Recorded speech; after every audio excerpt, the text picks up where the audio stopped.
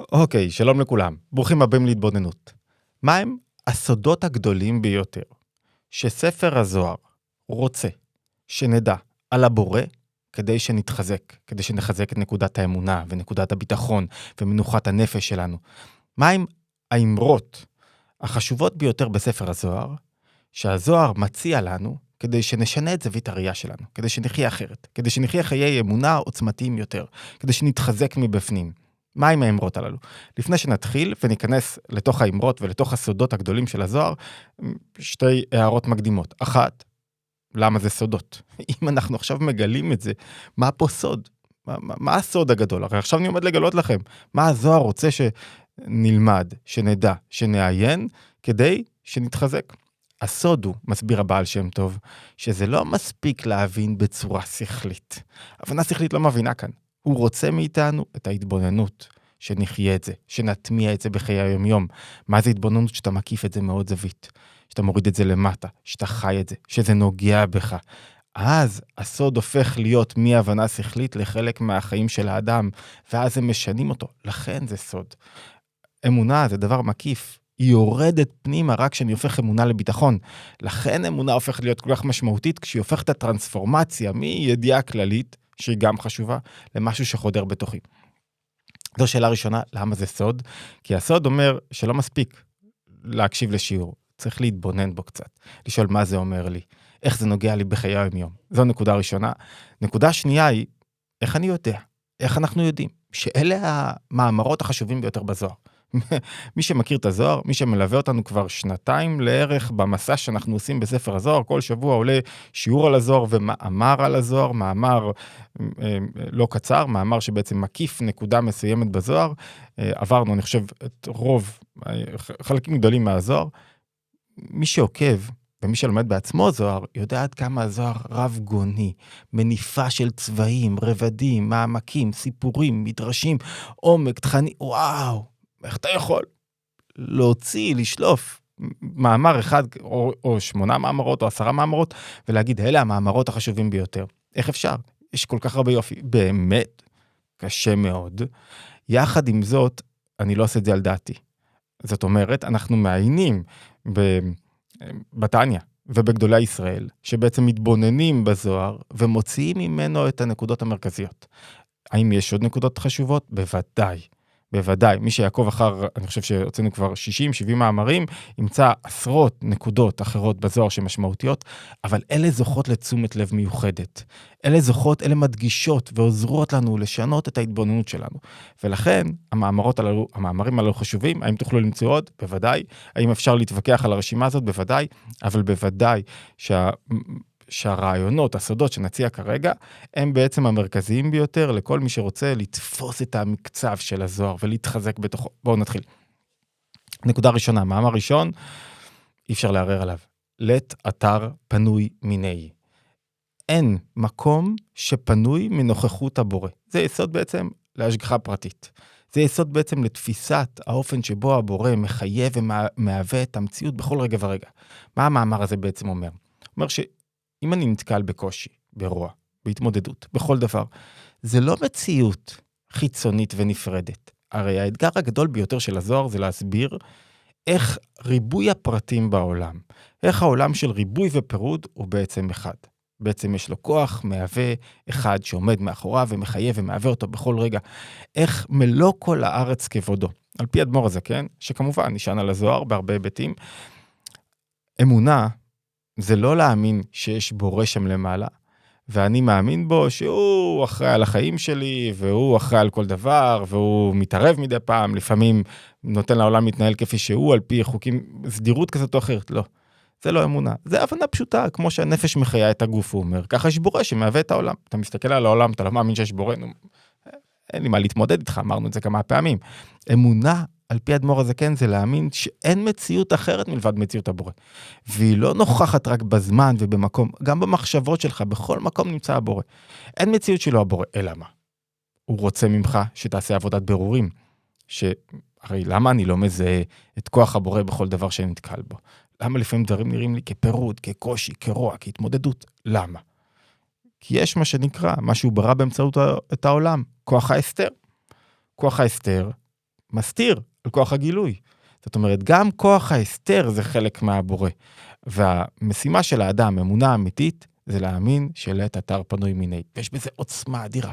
כי אתה הולך בעולם ואתה אומר, גם הכאפות שחטפתי, גם ההתמודדויות, גם הצדדים הנחותים, החלשים באישיות שלי, גם החולשות שלי, הם חלק מכוח שהבורא ברא, מצוי, מחייב ומהווה כל רגע, והם גם משהו שניתן לי, אמנם כדי שאני אתגבר, אבל גם זה לא ניתק מהבורא.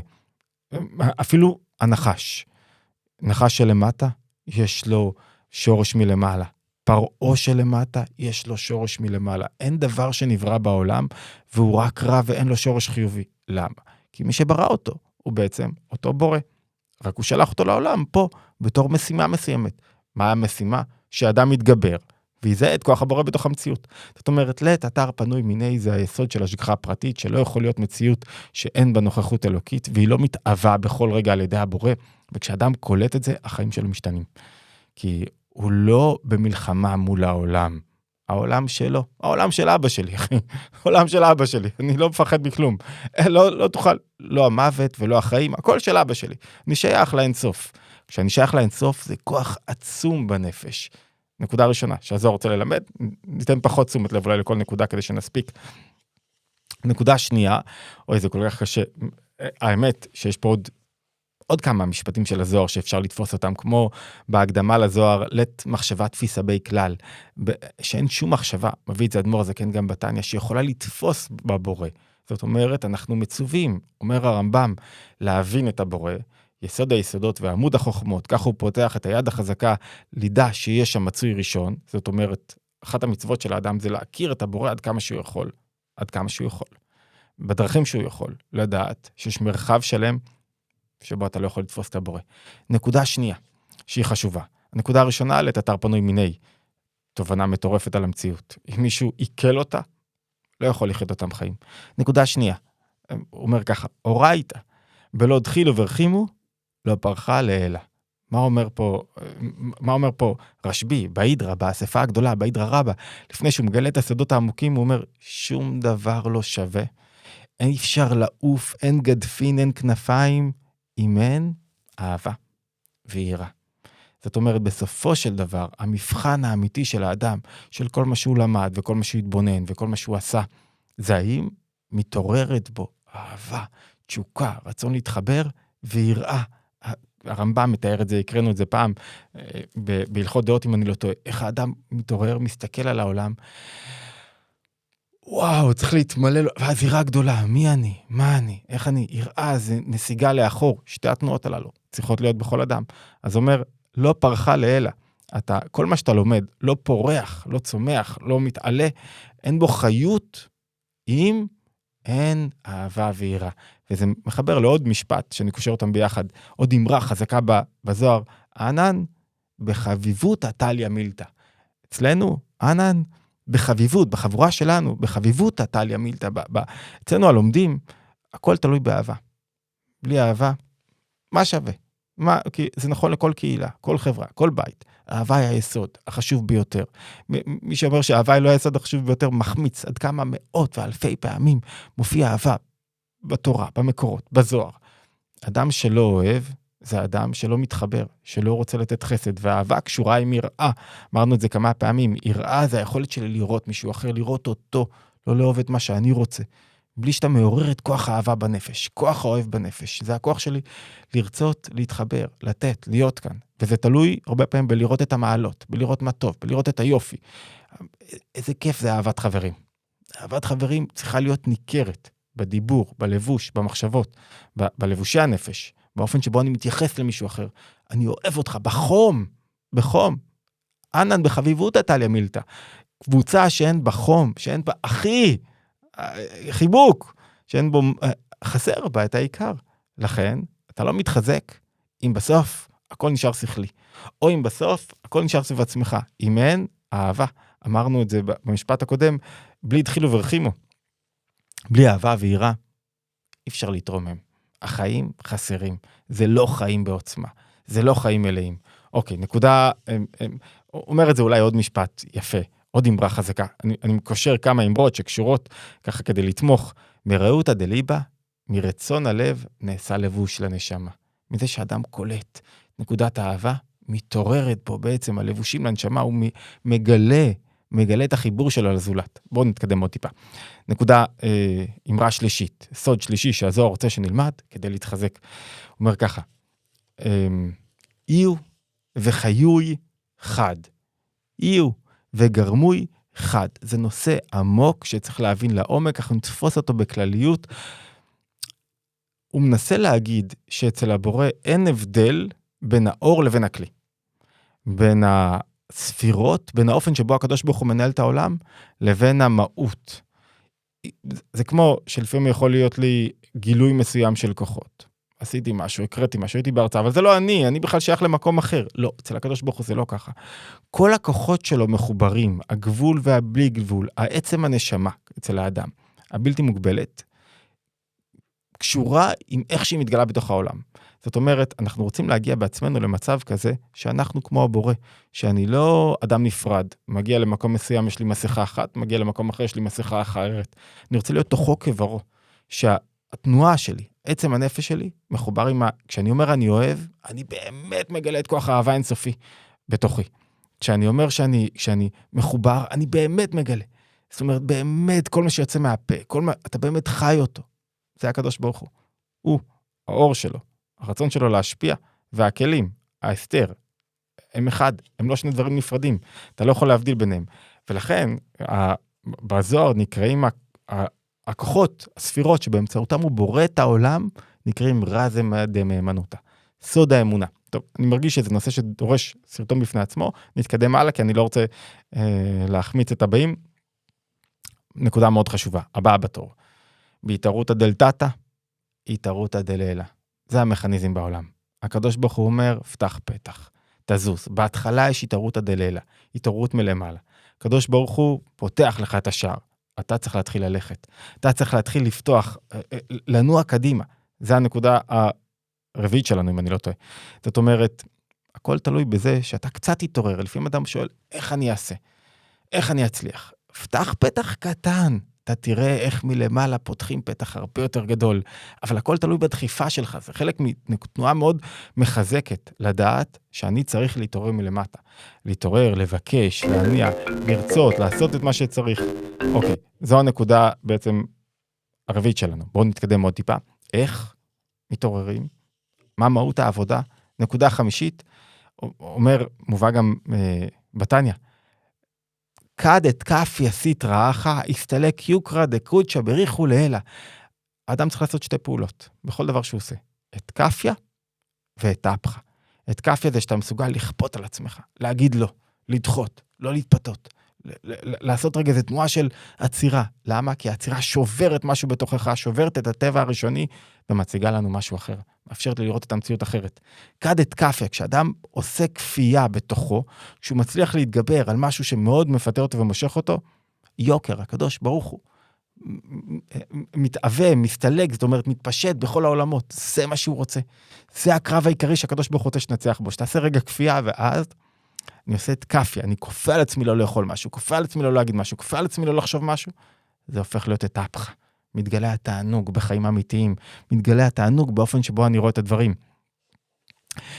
ולכן, זה אחד הפרקים החשובים ביותר, שאדם צריך ללמוד לעשות את כפיה, ואחרי זה להפוך את זה לאתפך.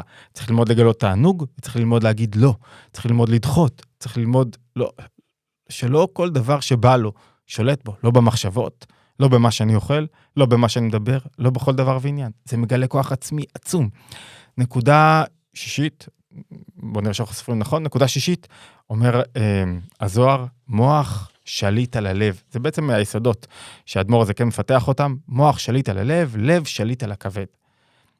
מה זה מוח שליט על הלב? המוח לא שליט על הלב, אנחנו רואים. השכל לא שולט על הרגשות שלי. אם השכל לא שולט על הרגשות שלי, הייתי אומר משהו לרגש. הופ, הייתי מצליח לשלוט בעצמי. הייתי אומר לעצמי, אל תאכל, לא הייתי אוכל. המוח יכול לכוון את הלב, יכול להדריך אותו, יכול להעיר לו. זה מה שהזוהר אומר. אתה יכול, באמצעות העבודה המוחית, לשלוט ולכוון ולנווט את הרגשות שלך. ואז כשאתה עושה את זה, הכבד, זה עולם המעשה, משכן הנפש הבהמית, העולם הביולוגי שלי, הצרכים שלי. ואז אתה יכול גם לשלוט בהתנהגות שלך, באיך שאתה חושב, באיך שאתה רואה את הדברים, בעולם היצרי שלך. זה מוח שליט על הלב. אדם שלא יודע את זה, לא יודע את הסוד של מוח שליט על הלב, לא יכול לנהל את עצמו בעולם. הכל נשלט, כל הרגשות שולטים בו ומפעמים בו בעוצמה. ולכן זה עולם כל כך חשוב, של בעצם בניגוד, בשונה מהחשיבות, כאילו הרגש שולט בי, אני יכול לשלוט ברגש, רק מה? זה עבודה משמעותית, שצריך לעשות אותה מלכתחילה, ללמוד בעצם איך לשלוט ברגשות. ואולי נקודה אחרונה, כדי לעמוד במגבלת ה-20 דקות שלנו, מאן דהיו זהיר, יהיו רב, ומאן דהיו רב, יהיו זהיר. אומר הזוהר, מישהו גדול, הוא בעצם קטן. מישהו קטן, הוא בעצם גדול. היכולת של האדם לרכוש ענווה אמיתית. ענווה אמיתית זה לא שאני צנוע, זה לא ענווה. ענווה אמיתית זה, אני יודע שאני לא העניין, ושום דבר לא ממני. תנועת הביטול בנפש, כי אדם רוכש אותה לעצמו, את התנועה הזאת, וואו, איך הוא מתהלך בעולם בלי פחד, איך הוא מתחזק. כי הוא יודע שזה לא הוא שליח פה, שבא לרגע, שליח לרגע, עד 120. וזהו, מוריד קצת מהאני שלו, מהחיפוש אחר כבוד, מהתפחו לי על השכם, מה חושבים עליי ואיך רואים אותי ומה אני בעולם. אז הוא הופך להיות גדול באמת, כי הוא הופך להיות משרת, מגלה, של כוחות מאוד עמוקים בנפש. בואו נסכם את מה שאמרנו, ונראה את התנועות החשובות ביותר בזוהר, נראה מה הן אומרות לנו בעצם, נסכם אותם ונתפוס אותם, בכמה מילים. אמרנו תנועה ראשונה, לית אתר פנוי מיני, אין מקום שפנוי מנוכחות הבורא בעולם. וואו. אפשר להעביר עשרות סרטונים על הנקודה הזאת, אבל אם אני מצליח לתפוס אותה בעצם, שהעולם מתאווה בכל רגע על ידי הבורא, והוא הכוח היחיד בעולם, הכל אלוקי. מה שהוא רע, מה שהוא קשה, הוא בעצם מסתר על הכוח האלוקי, אבל גם הוא מקבל את האחריות שלו, מאור אין סוף. וכשאני מבין את זה, אני הולך בעולם, העולם של אבא שלי. אתם לא יכולים לפגוע בי, אני חלק מהאינסופי, והבלתי מוגבל. וואו, איזה עוצמה הזאת, אמרנו. נקודה שנייה אמרנו, בלא תחילו ורחימו, לא פרחה לאלה. בלי אהבה, שאדם לומד לגלות, אהבה ויראה, בלי רגשות שנוצרים כתוצאה מתבוננות והעמקה וחי את זה, בלי שאתה חי. לא, שום דבר, אתה לא מתרומם. אתה תוקע במקום, לא כסף, לא שום דבר. לכן, שמחה לא תלויה בכסף, והיא לא תלויה ביין שתשתה, היא תלויה ביכולת שלך לעורר את העולם הרגשי. נקודה נוספת אמרנו גם, אנן בחביבות הטליה מילתא. אנחנו בחביבות, באהבה, הכל תלוי באהבה, אצלנו בחבורה. אם אין אהבה, זה לא השכל, זה לא תובנות, זה לא הישגים. אם אין אהבה, אם אין חום, אם אין חיבור, כלום לא מתרומם, שום דבר לא מגיע להישגים שלו. נקודה נוספת אמרנו, את קפיה, את קפיה ואת אפחה. אדם שלא מצליח לעשות בעצם, רגע, פגענו בנקודה האחרונה, כן. לא, היה אחד קודם לכן. אוקיי, בוא נגמור. בהתערותא דלתתא, התערותא דלילה. דיברנו על זה. נקודה מאוד חזקה. כשאתה מתעורר מלמטה, יש התעוררות מלמעלה. התעוררות מלמעלה. אתה פועל, אתה מעורר את הכל, יש לך את המפתח, תפתח. נקודה נוספת, דיברנו על איהו וחיו חד, איהו וגרמו אחד. אין הבדל אצל הקדוש ברוך הוא. נקודה מאוד עמוקה. זה קשור לנקודה הראשונה, ללית אתר פנוי מיני. אין הבדל אצלו בין האור לבין הכלים. גם אצלי צריך שלא יהיה הבדל בין אור לכלים. זה גם מחזק אותי מאוד. עוד נקודה אמרנו, את קפיה ואת אפחה. אדם צריך ללמוד, לקפות על עצמו, להגיד לו, אז הוא מגלה את יוקר הבורא, כי הוא התגבר על הטבע שלו, ושם נתן לקדוש ברוך הוא, התגברת על כעס, הנחחת את הבורא בעולם. התגברת על עצבות, הנחחת את הבורא לעולם. שם הוא מפיץ את יוקר הבורא יותר מכל דבר אחר, וזה כרוך בשתי תנועות. אמרנו את קפיה ואת אפחה. היכולת שלי להפוך, לגלות את התענוג בתנועה הנכונה, וקשור בעוד משהו שדיברנו עליו, מוח, בשתי תנועות נוספות, מוח שליט על הלב, שהמוח, שהיכולת שלי לשאול שאלות, לברר את העולם, להבין, לסרטט לי מה נכון ומה לא, הוא זה שמוליך אותי. הוא מחליש ומכוון את העולם הרגשי שלי, ואז את ההתנהגות שלי, ומעורר אותי לחיות חיים אחרים, וזה תלוי במאן דהיו זהיר, יהיו רב. כאילו, אתה רוצה להיות גדול אמיתי? אחי, תוריד, אני הכי טוב, תוריד. זה כל כך ייתן לך הרבה יותר כוחות. אוקיי, התבוננות יומית, היום היינו בסוג של מבט על, סיכום על הזוהר, שעוזר לנו להבין איזה תובנות, איזה סודות, שאם אני אטמיע אותם, כל אחת מהם שווה העמקה, אם אני אטמיע אותם בתוך חיי, חיי השתנו, ואני אתחזק הרבה יותר מבפנים.